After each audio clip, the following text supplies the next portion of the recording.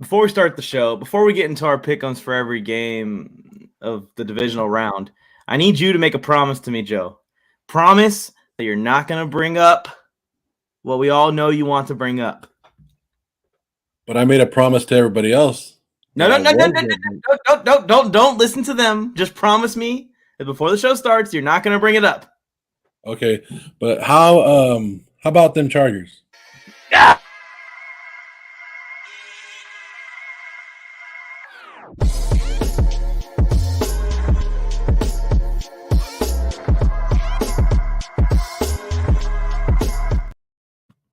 What is up, everyone? Welcome to the MJT Football YouTube channel, Pick'ems show, Mike's Pick'ems Challenge. We do this weekly. Please like the video, subscribe to the channel, turn on notifications. And, Tony still has his gear up. I still got my gear on here. We're still Chargers fans, all right? So, Joe, I think we should just give you a second here at the beginning of the show to just let it all out of your system. That way that it's over with and we can move on. I'm just glad we're talking. I haven't talked to you guys in days. Like I thought both of you guys disappeared off the planet. Like I was like, Mike, Tony, I was like, did they change their number? Nobody told me that they changed the number. I told you I wasn't gonna watch the Charger game. I ended up going to a local hockey game, and I had the game on my phone. Everybody in the section behind me was watching the game because I was like, 27-0, it's over. And then the score kept going and going and going, and then everybody started watching. And then when Dicker, the kicker, missed, I said, Jacksonville's coming back. And then I had to I don't know if you guys saw my reaction video. I'm not going to go too hard on you guys today because at least you made the playoffs, right? Still ended up in the same spot with 0 rings. But I had to make my video there at the game, at the hockey game. And I'm just like, I can't believe it. It's just a fitting loss for the Chargers because you made fun of my Raiders all year for blowing leads, and you go out there and blow the most gigantic lead I've ever seen. But, hey, at least you made the playoffs. We do what we do, Joe. I'm glad we could give you that kind of moment, that kind of special moment in that hockey arena that night. Oh, I'm glad you guys are all celebrating this because the Chargers are still going to be better than your team next year. And this is part of growing in the NFL. There is a lot of things that were frustrating, extremely, extremely frustrating about what happened there. But the Chargers are in a good to great place depending on how the offseason goes. And we always talk about this, right? With everything. And the Chargers can be summed up like this. They were not a Super Bowl team. Everybody kept going, Justin Herbert is a Super Bowl quarterback or whatever. But if you can't stop the run and you can't run the football, you're not going to win 4 of the highest contested games you're going to play all year. Like that can't be a recipe for success. So those 2 things can be shored up. They can get better. I believe they can. And I will be right back here next season beating on my chest for the Chargers to win the fucking Super Bowl. And I don't give a shit what any of you guys think. We got Harrison in here who's a Panthers fan. Nobody even wants that job. Are you kidding? No need to go in on Harrison. After Harrison. No need to go in on Harrison. Any of them. Steven Armstrong in there. About this.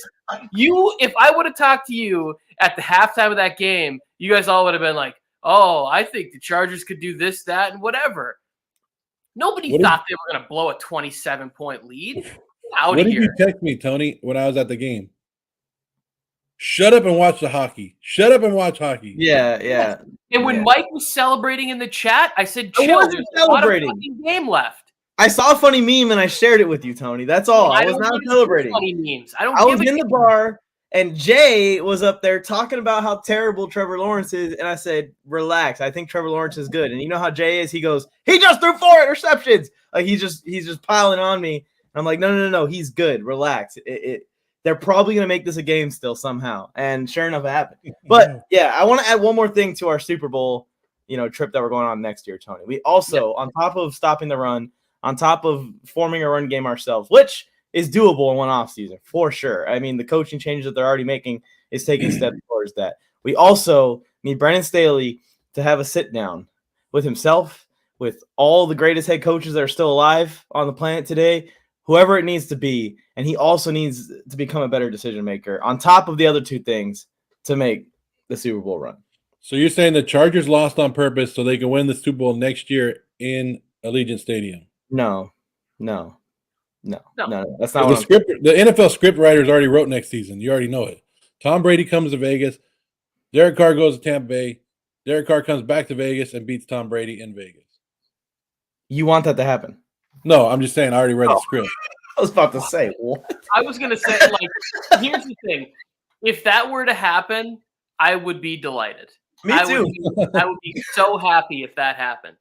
But this is like the only way that you can like go to the Super Bowl and it hurts your legacy if like something happens like the Tuck rule or something and it sticks forever. And that was the anniversary of the Tuck rule was yesterday. So thanks for bringing that up, Mike. Yeah. Low blow. Anyways, just to let you guys know, Chargers are in great shape next year. They're only $17 million over the cap as we speak before going into next year. So great shape. I do think they're in great shape. I could cut that down in my lunch break, Joe. They don't need to really do much to the roster. That's the thing. They need to do to the scheme and the play calling. So, Tony, we all went 4-2 last week. Harrison, I don't know what he did, but Steven Armstrong saying he went 6-0. Oh, Harrison went 6-0.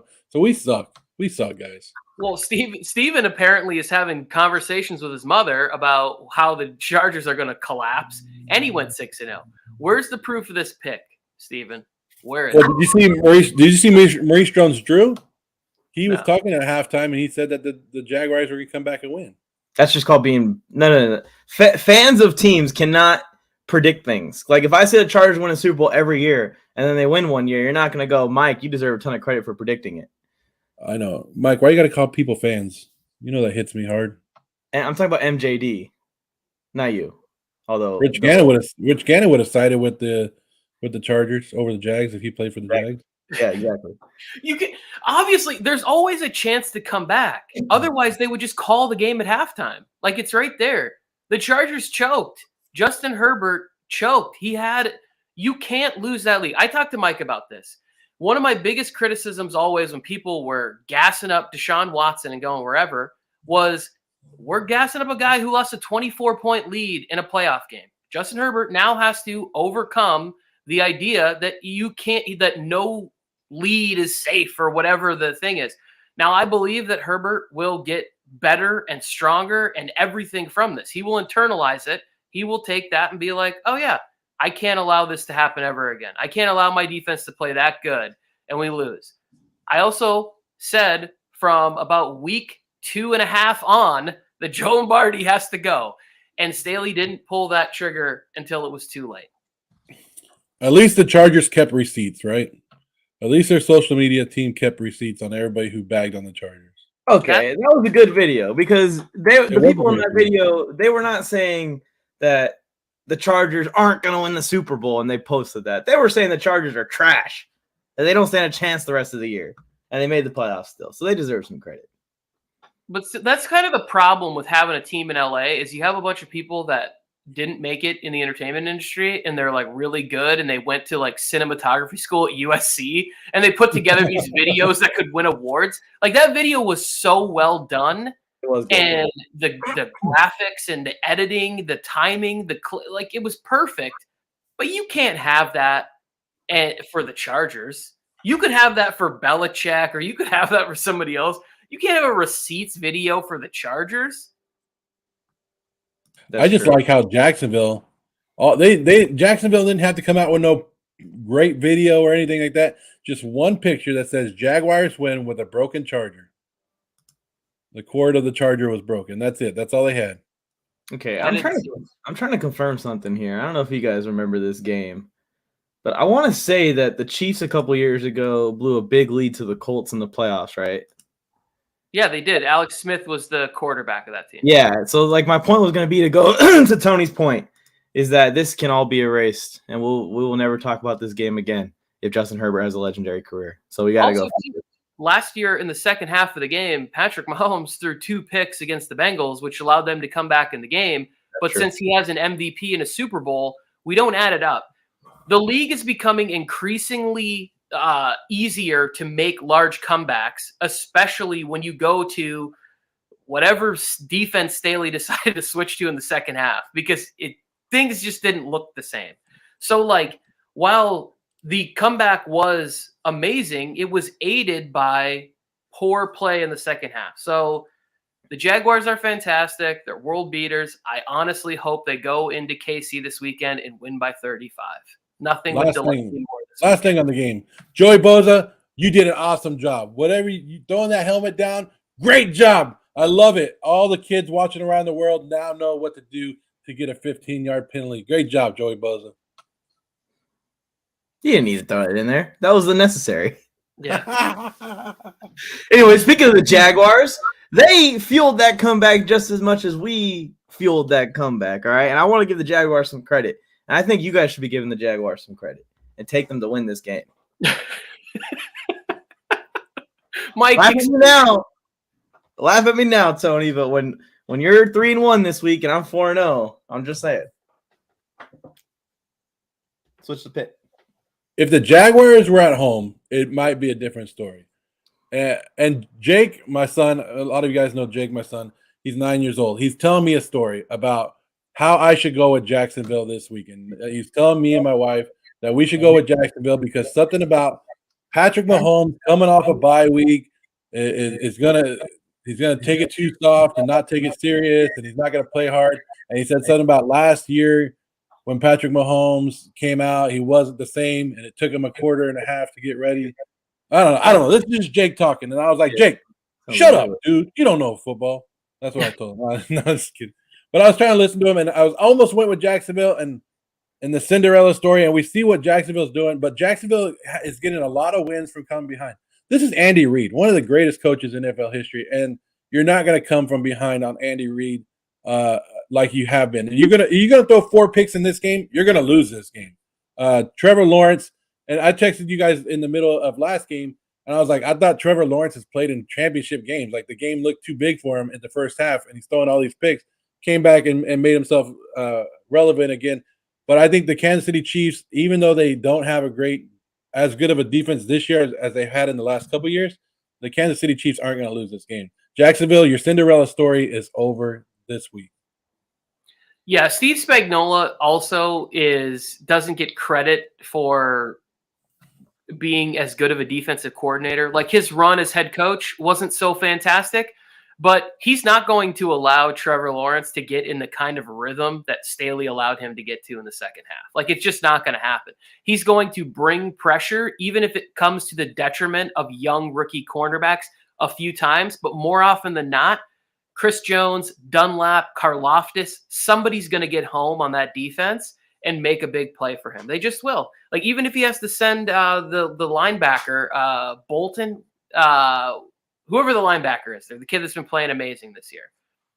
It doesn't matter. Spagnuolo's not going to allow anything like that to happen. And also Andy Reid, Joe talked about it, coming off a bye. This guy's been doing this since I was a kid. Like it's just he gets time, he gets preparation. The offense is going to even give a few more looks that you haven't seen. Like maybe this time they come out of the ring around the Rosie and Patrick Mahomes is snapping it to Creed Humphrey, who then puts it in the belly of Kadarius Toney, who runs by and slaps the ref on the ass and throws a touchdown to Mecole Hardman in a walking boot. Like it's going to be the craziest shit you've ever seen. I don't have any doubt the Chiefs are going to win this game. Like there's like zero doubt in my mind that the Jacksonville Jaguars are going to do what they did to the Chargers. Like Tony, you just got it in my head. You got it in my head that the Chiefs are going to pull some Harlem Globetrotter crap.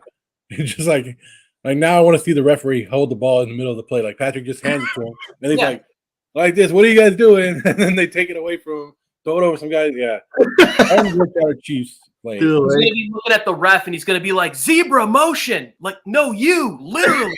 Motion. And he's like, well, I can't be part of the play. Well, it's Patrick Mahomes. I guess I got to do what he says. Yeah. The Jaguars are going to win this game. They got that Doug Peterson magic in them. And I beg to argue that 3 of those 4 interceptions were just great plays by a great defensive player in Asante Samuel Jr., where he undercut multiple routes that usually when you got a 5'9 DB on Zay Jones or on Evan Ingram or on Christian Kirk, your coach is a quarterback to attack that guy. And Asante Samuel Jr. just showed him that I am that guy.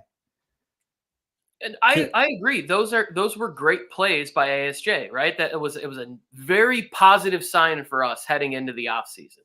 That he could be out there, that Michael Davis was playing, like, to me, a top 10 corner in the league all year.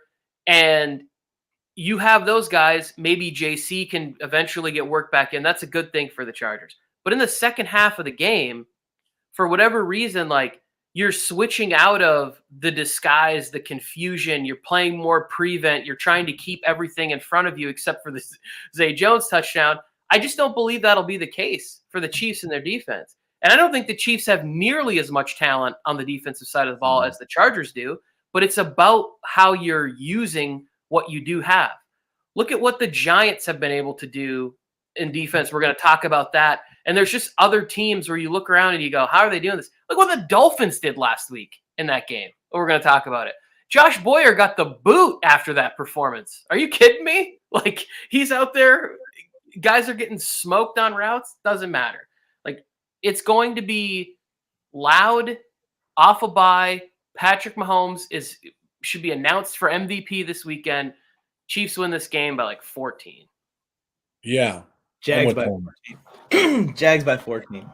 That's what I was going to say after that, was that I don't think the Chiefs defense is as good as the Chargers defense, and they put up 30 and a half, made it look relatively easy. And I think that Doug Peterson is going to have some tricks up his sleeve for Andy Reid. This is going to be a fun coaching matchup to watch for sure. Hey, well, speaking about coaching, Eagle fans, how lucky have you been? How spoiled have you been? Andy Reid, Doug Peterson, and now Nick Sirianni. You're a winning organization with these 3 coaches the last couple times. Like, wow. The only bad mistake that you had was Chip Kelly era. Yeah, that was a bit of a bummer. And they've struggled at what I like. It was an organization realizes that they make mistakes, and they busted on wide receiver, and they were like, screw it. We're going to get this kid who's a Heisman winner, and then we're going to make the biggest trade in the first round of the draft and bring in A.J. Brown. And our former weakness is now a strength. Like, the Eagles are doing things in a good fashion. Good for them. Some people should try and copy them a little bit. I'm just saying, if there's any big trades or big players to be out there to get maybe the ball going on the run game. But anyways, speaking of the Eagles, let's get into this. Let's get into the Eagles talk. And Tony, riding with the G-men again here. The Eagles obviously are coming off the bye here, going against their division rival, the New York Giants. And you got to give Daniel Jones some credit for that performance, right? 1,000%. And there's some weird thing that's happening between you two, because I was saying Tyrod Taylor was going to be the starter of this team. When new information comes in, can evaluate it, and I don't need to be stuck on the fact that he's terrible. He clearly made improvements all the way through the year, and it was the reason why I picked them in the game last week, was that Daniel Jones showed me in their first matchup that they were able and capable of finding ways of making Daniel Jones not a weakness. And that has a lot to do with Brian Dable. So when I look at this game, the reason I'm picking the G-men is the Eagles side. The injuries that they have right there are they're so crucial. Like, it's your right tackle, Lane Johnson's coming in. We don't know how that's going to hold up. I don't think that we're hearing as much or as serious as the Jalen Hurts injury is.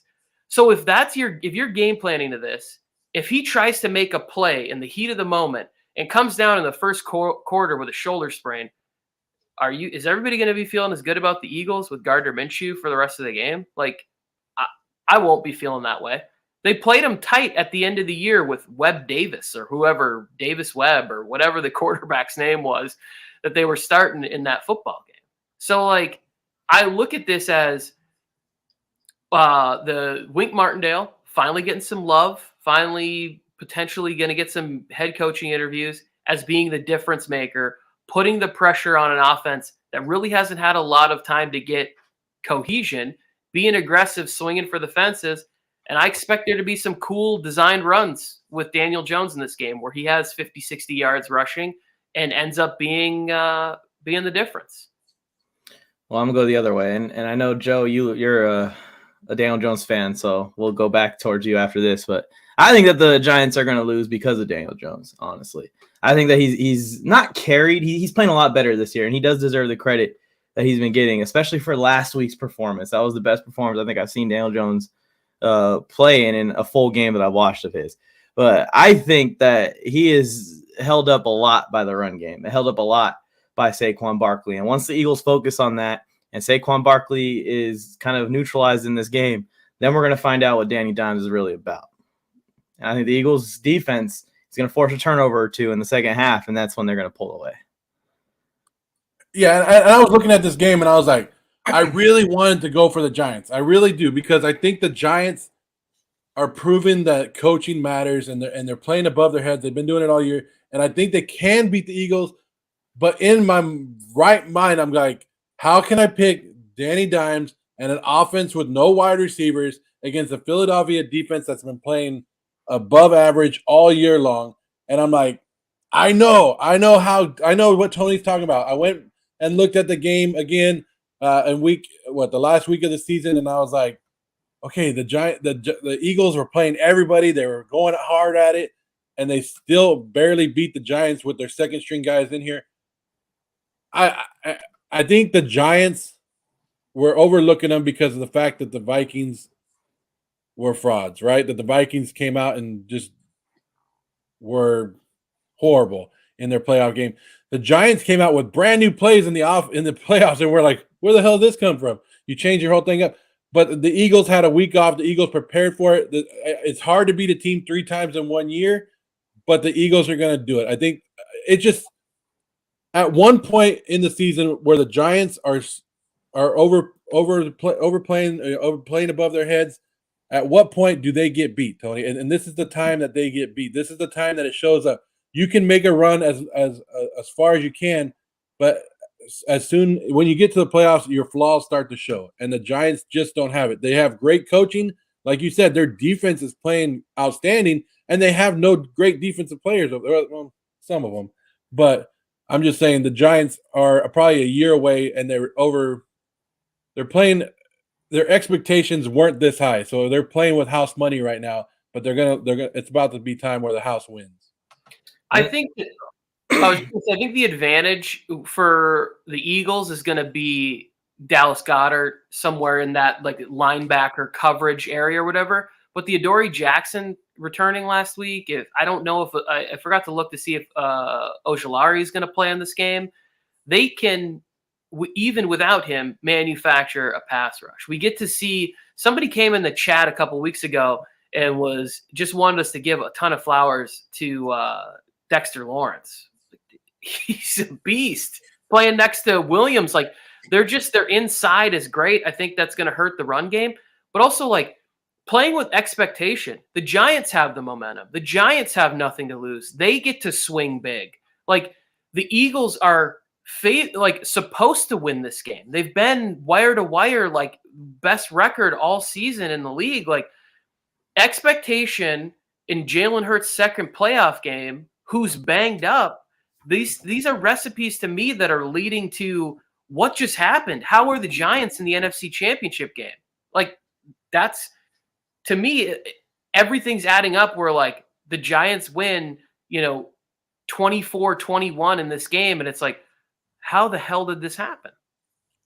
Yeah, I'm Giants win this game. I'm picking them to go to the Super Bowl. I'm taking a gamble, and it really is one of two things. Either the Eagles are going to fold, like Tony's saying, and the Giants are going to do it. And if they sleep on the Giants, they will do it. It's no question about that. Just what is the mindset of the Eagles, right? Because they've lost one game this entire season with Jalen Hurts fully healthy.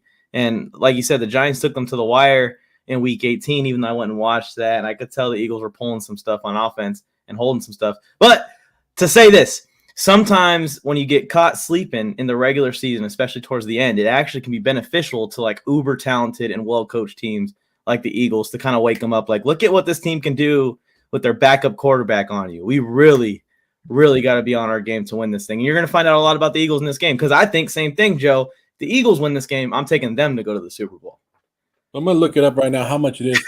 Tony, what are you, an extra large, double X for Daniel Jones jersey? Extra large for Danny Dimes. I still think the Giants will be making a mistake to give him a huge extension. Maybe extend him for 2-3 years, but to give him the big one, I don't know.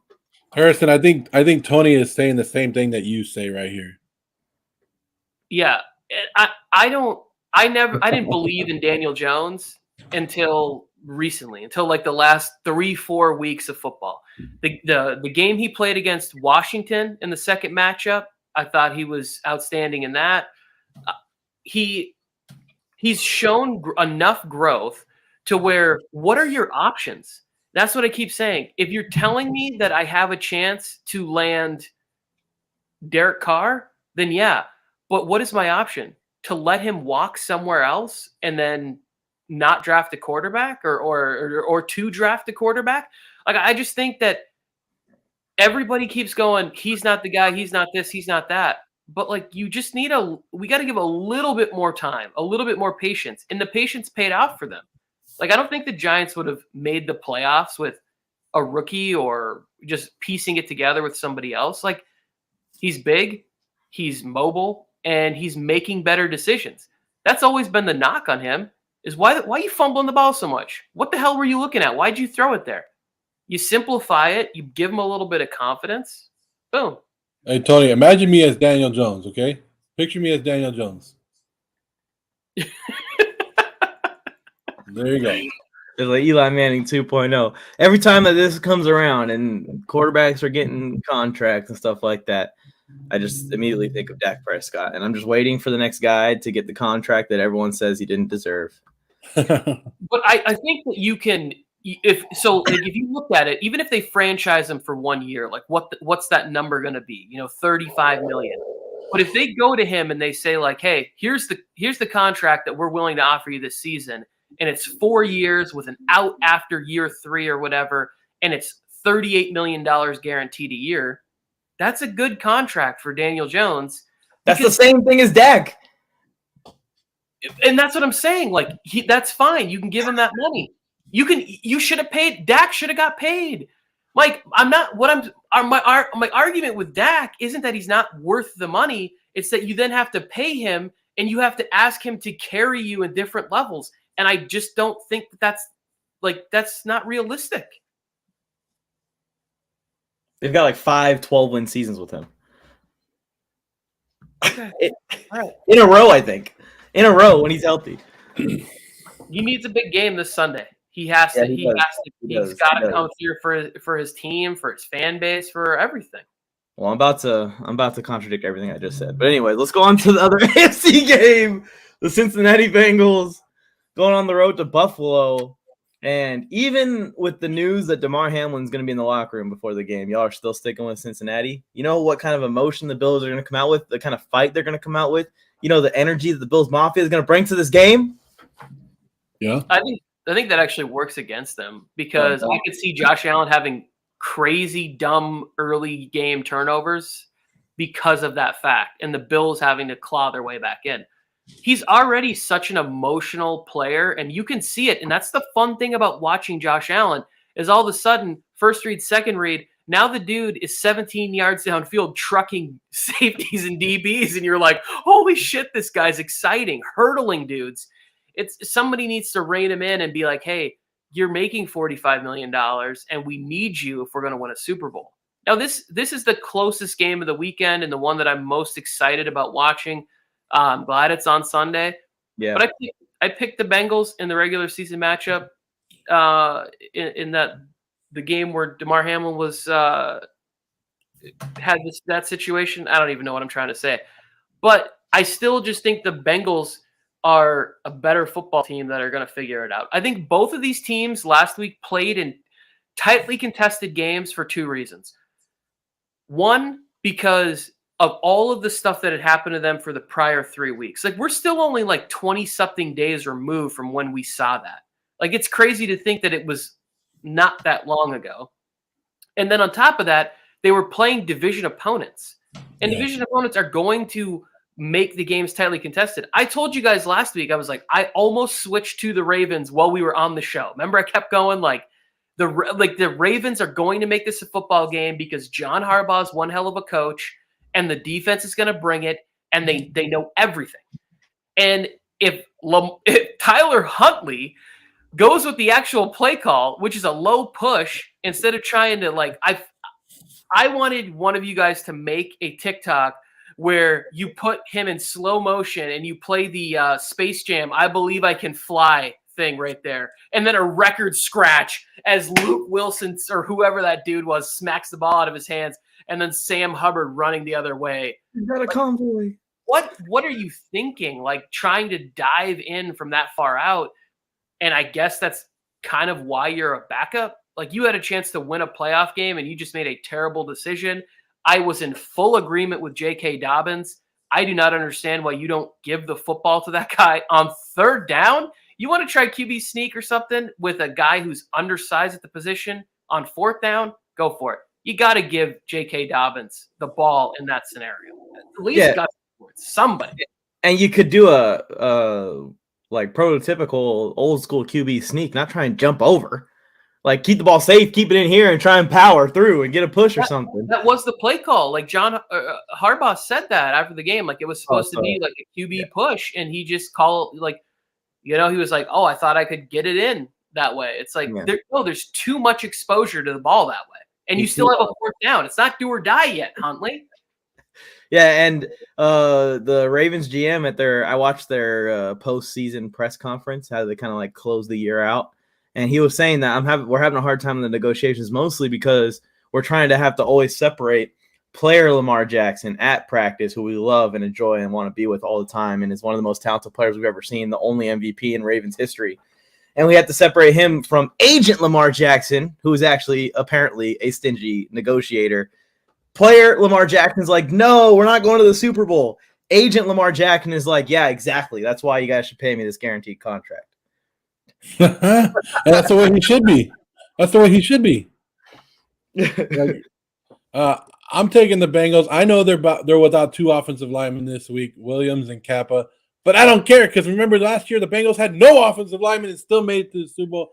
I think the Bengals are the better team. The Bills have been built up all year long, but they towards the end of the game or in big games they play down and they just make that crucial mistake towards the end of the game. And I understand that the Bills are around Josh Allen, but I think the defense for the Buffalo Bills is not that good anymore. And I like the Bills. I think they've leaned more towards the offensive side of the ball in the offseason the last couple of years, and they forget about what's making them great is that defense. And I think the defense gets beat by Joe Burrow. Joe Burrow going to show why he was the better quarterback in that draft this week and head the Bengals to their second Super Bowl in a row.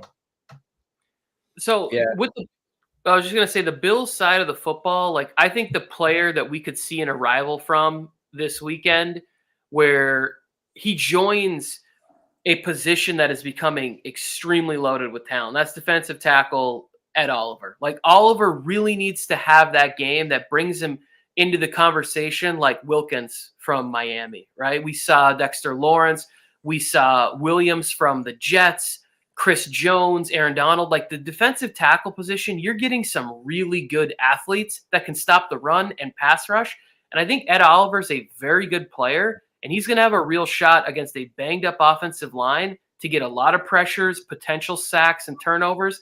And I think if the Bills are going to win, they're going to need somebody like that to really step up and take it to the next level. Because I don't know how much I love Gregory Rousseau, and these are the kind of games he got Von Miller for. Like if Von Miller was in this game, I know it's a defensive player. How much can they change things?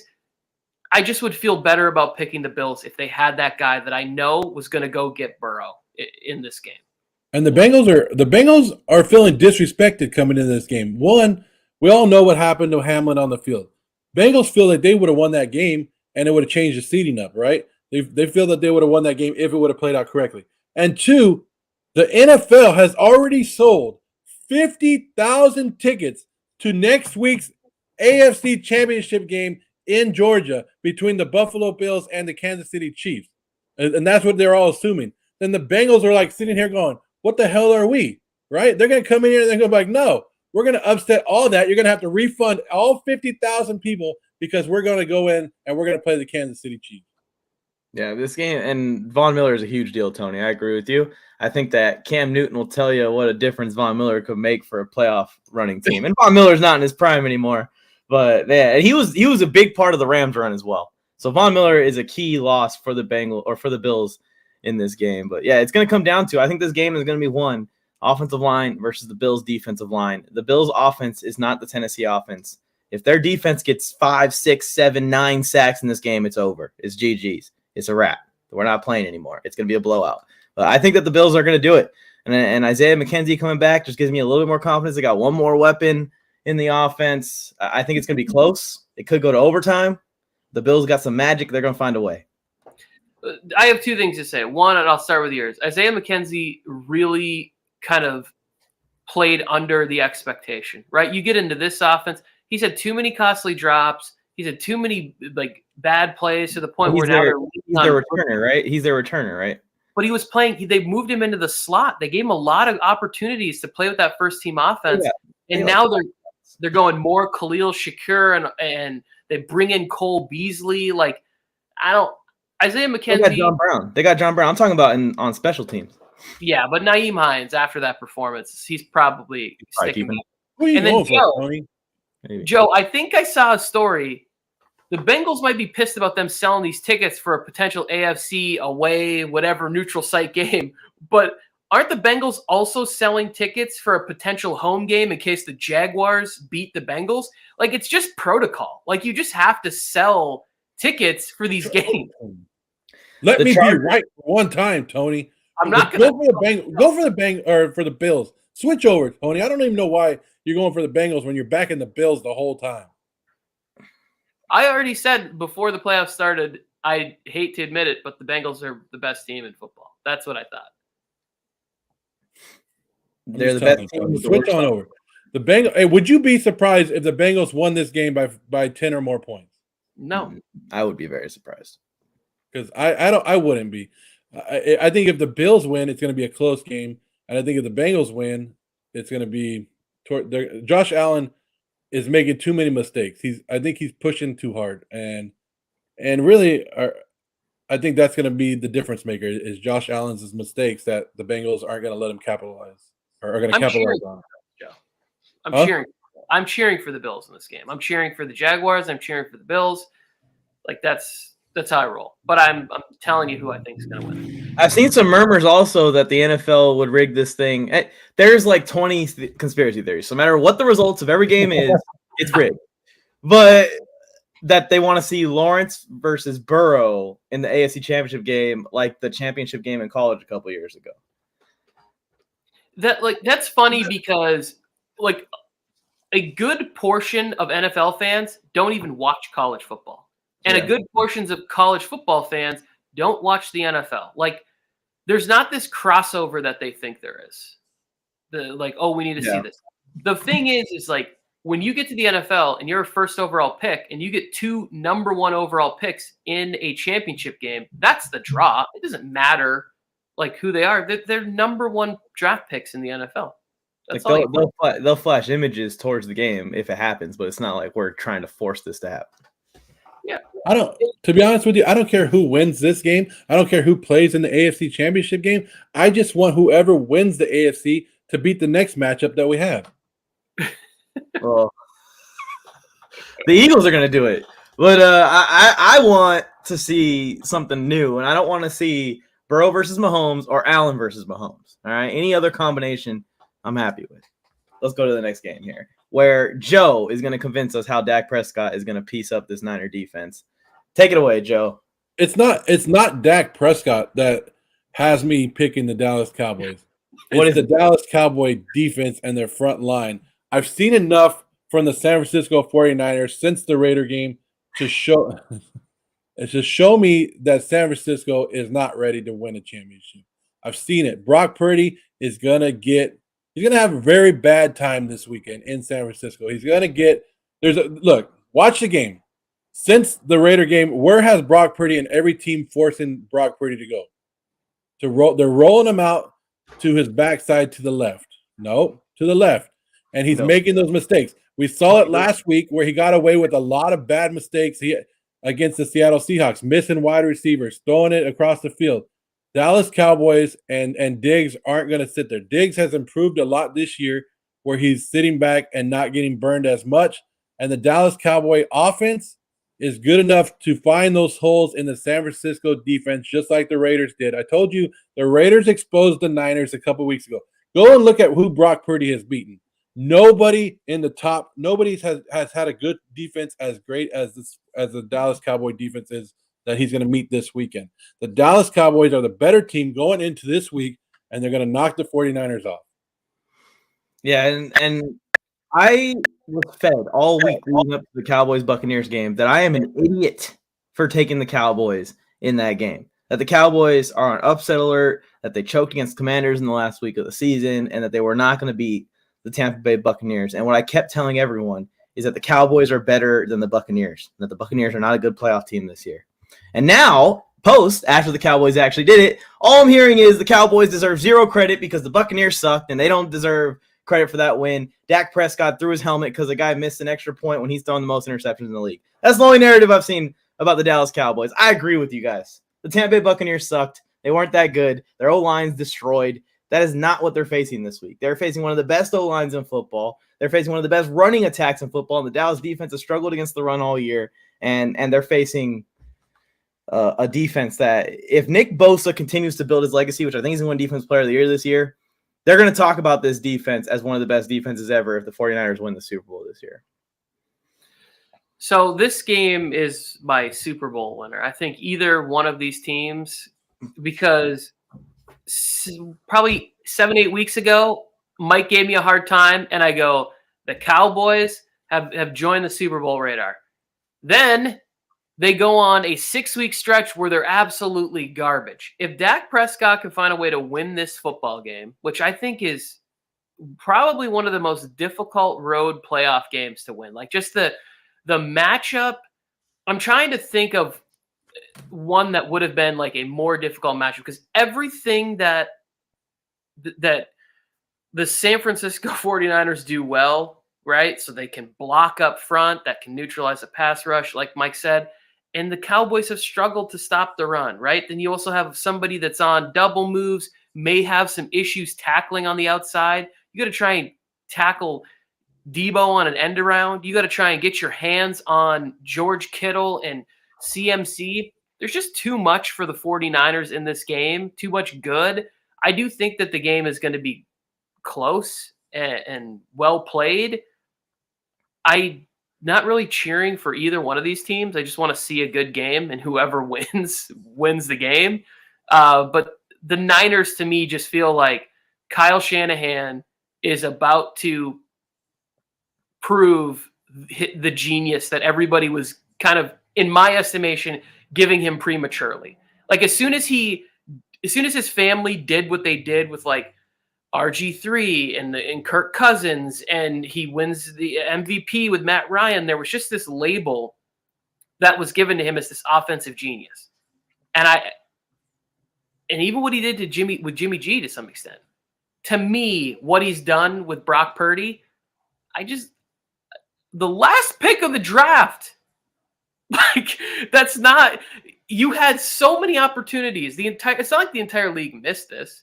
Like this is the kind of offense that like a player like Baker Mayfield could thrive in. Like Baker Mayfield could play for the Niners next year and they could be 10-7. And we've seen how mistake prone and whatever he can be. But that's just how good things are rolling right now for the 49ers.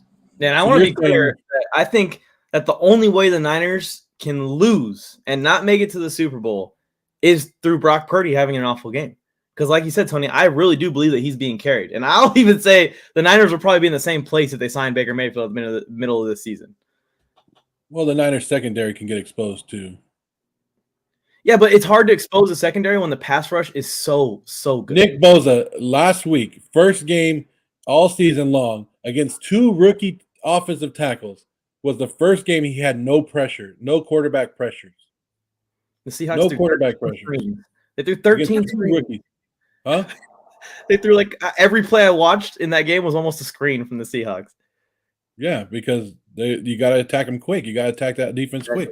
Exactly. And that's what you got to do. And that's where Tony Pollard comes in, and hopefully he's 100%, and you can go after him. But I don't want either one of these teams to win. I hope somehow they end in a tie and both of them get eliminated. That would be amazing.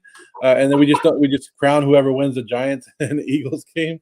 But you don't think the Cowboys are a little pissed off because who knocked them out last year? The Niners did. San Francisco 49ers came into their home and knocked them out. And sometimes that weighs just a little bit on a team where they go, you know what, we're not doing it. But I think the funny thing is we're building both of these teams up, and we're like, both of them looked really good last week, but both of them played shitty teams that should have never even made the playoffs, the Seahawks and the Bucks. And of course, we wanted to see both of those teams upset these guys, but in reality, they both played teams that weren't playoff caliber teams. This is basically their first playoff game against each other. And now we want to see, I mean, really it comes down to the quarterbacks. And I know Mike loves Dak Prescott, and I can't believe he's going with them, but Mike's going with a rookie quarterback over his favorite quarterback in the whole league, Dak Prescott. I just said I want to be clear. I'm going with everything around the quarterback and not because of Brock Purdy. I will be also clear. I want the Cowboys to win this game with all my heart. I do not want the Niners to win. I want the Cowboys to win. So this is really funny to me. Afix, I love that he's in here. He's been giving Joe a hard time in the comments for about the last 10 minutes. Steven, have a great weekend. Enjoy football. I can't wait to hear about how you went 4-0 again on whenever we reconvene here. This is the last thing I want to say about the Cowboys. And I always say that. It's probably not the last thing I'm going to say. Dan Quinn has a tremendous opportunity to lock up one of these jobs, because it almost feels like none of the up and coming coaches really want these jobs. I don't hear enough about Shane Steichen. Ben Johnson's already said, I don't want to go anywhere. Mike Kafka for the Giants is kind of want a job, but none of these jobs. I'm good. I'll stay here with Brian Daboll and continue to look like a genius as this, materializes. And then on the other side, Kellen Moore. Are you really going to leave coaching for the Cowboys to go to the Texans, where that could ruin and put a stink on you forever? Are you really going to go to, I don't know, compete in the AFC West with the Broncos and a bunch of not really sure what the ownership is like? Arizona. Again, we talk about it all the time. The best job is probably the Carolina Panthers job, and you don't know who the quarterback is. Yeah. So both of these guys have a chance, I think, to make themselves in the leader of getting a head coaching position if you knock off the 49ers. One, because their defense is good, and two, because their offense is really good, because they're the best team in the league. So if you are the coordinator that puts together a game plan that knocks off the 49ers, you're going to be at the top of everybody's list. You don't think the Colts are going to reach out to Dan Quinn after this game? I think the Colts and the Texans will be good spots for him with their state that they're in right now. But I also think that a lot of these guys will probably be more intrigued to leave their current teams if a job that should have opened. Wait, are you circling back to the Chargers? You really want Dan Quinn or Kellen Moore over Staley? I would rather have Shane Steichen over Staley. Well, yeah. I would rather have Dan Quinn. I'd rather have Dan Quinn over Staley, yes. We're on camera. Staley or bust. That's it right here. That's what it is. Next year, he's going to be fired if it's a bust. What I got out of this conversation about Kyle Shanahan, what I got out of it is Tony said Kyle Shanahan was labeled an offensive genius. He struggled for the last couple of years, but now offensive genius is going to win the Super Bowl. So I have great hopes for Josh McDaniels. I don't know how you made that correlation, because Josh you said McDaniels offensive geniuses, or people labeled offensive geniuses, are going to struggle, and then they go and win. Who labeled Josh McDaniels an offensive genius? The NFL. No, listen. Okay, here's the thing. If you win with Tom Brady, you don't get to be an offensive genius. Like if you're an offensive coach for Tom Brady, you don't get to be an offensive genius. Like that's just, I'm sorry, I can't do that for you. Kyle Shanahan has done it with multiple quarterbacks. Like I don't get to go into a fight with John Bone Jones next to me and be like, I dominated that fight. He took out all 4 of the guys while I stood there. Like that doesn't, you don't get credit for that. Josh McDaniels and offensive. I have never heard anybody say that, and yeah, I never would. Brady won 3 Super Bowls while Josh McDaniels was still playing like college football with Brandon Staley. Anyway, here's the picks, y'all. So I think that we're gonna have some separation this week because last week it kind of worked out to where the right teams won, the right teams lost for us to all be 4-2. But I think we got a difference in every game, right? So here's the picks for the Niners-Cowboys game. Here's the picks for the Bengals-Bills game, picks for the Giants-Eagles game, and picks for the Jaguars-Chiefs game. Please let us know who you guys got, whether you're watching the replay or tuned in live, in the comment section below the video so we can go back and see who you guys got winning. I'm excited. It's going to be some good games this week, and I think that they're all going to be fun games, and if the Chargers were in this slot, it would be even better, but unfortunately they're not. Why is Harrison trying to set up an Instagram date with you? What's happening over here in the Cowboys chat? for the Super Bowl, guys. And just remember, guys, I want to leave you guys with this. Just remember, when life has you down, and you're down, let's just say a lot, by 27, remember that you could always come back and win. Appreciate everyone for tuning in. We'll see you guys in the next installment of MJT Football. You guys got anything else to say? Not you, Joe. Tony, anything else to say?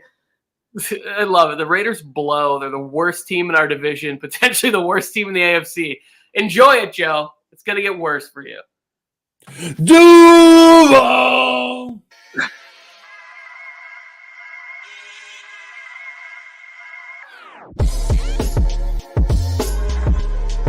We didn't blow this show.